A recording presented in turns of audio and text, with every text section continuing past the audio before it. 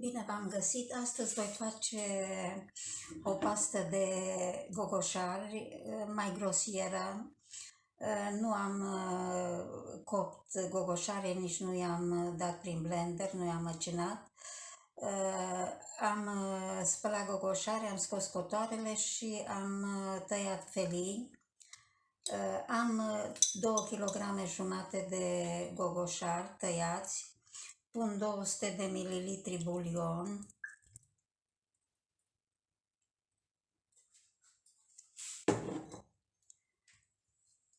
trei ardei iuți tăiați felii, îi pun cu sâmbur cu tot,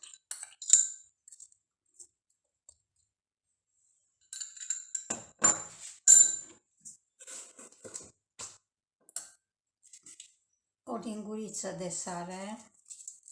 Dacă o să fie nevoie, o să pun mai târziu mai multă sare, deocamdată atât. Și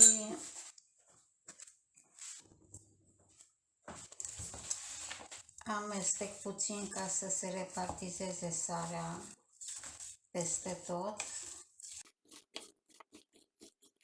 Deocamdată atât pun și voi pune la fiert la foc mic.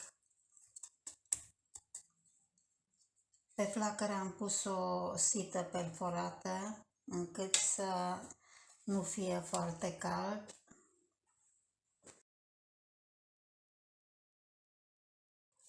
O verific din când în când la 10-15 minute să vedem în ce stadiu e.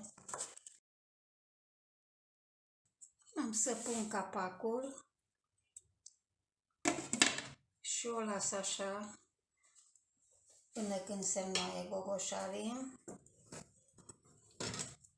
Doar mai verific din când în când ca să văd că totul e în ordine.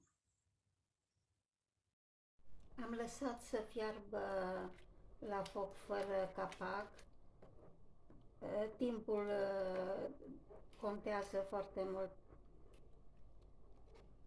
Timpul necesar depinde de mărimea flăcării.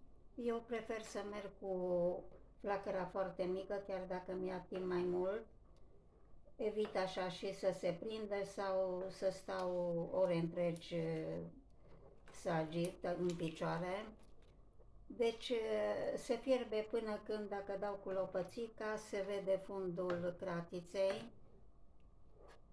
Acum voi pune o lingură de zahăr,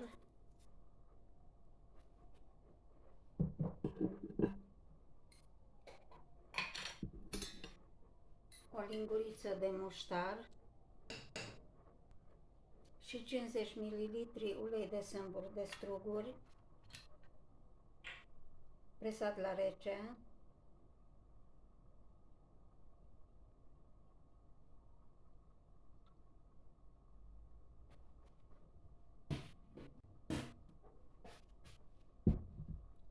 Le omogenizez.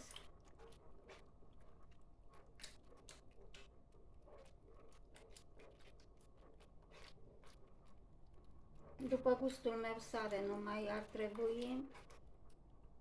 Deci zahăr, sare, muștar puneți fiecare după gust.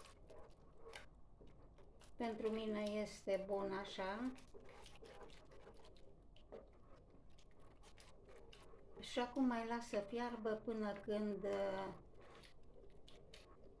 se îngroașă, să aibă consistența unui magiun.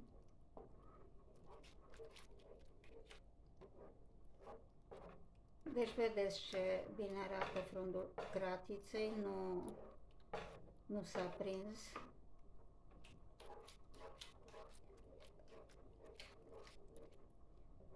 Mie îmi place să lucrez cu lopățica de lemn, nu cu lingura, pentru că așa răzuiesc foarte bine fundul cratiței. Cu lingura nu se poate.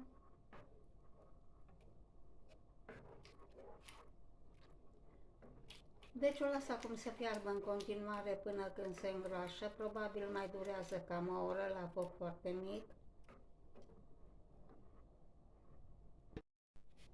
Ați observat că am pus gogoșarii cruzi la început, tăiați felii mici.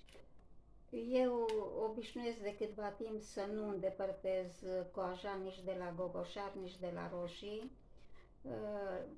Folosesc și semințele și cotoarele pentru un alt preparat. Pentru că se știe în coajă, în semințe sunt multe principii active și păcat să le aruncăm.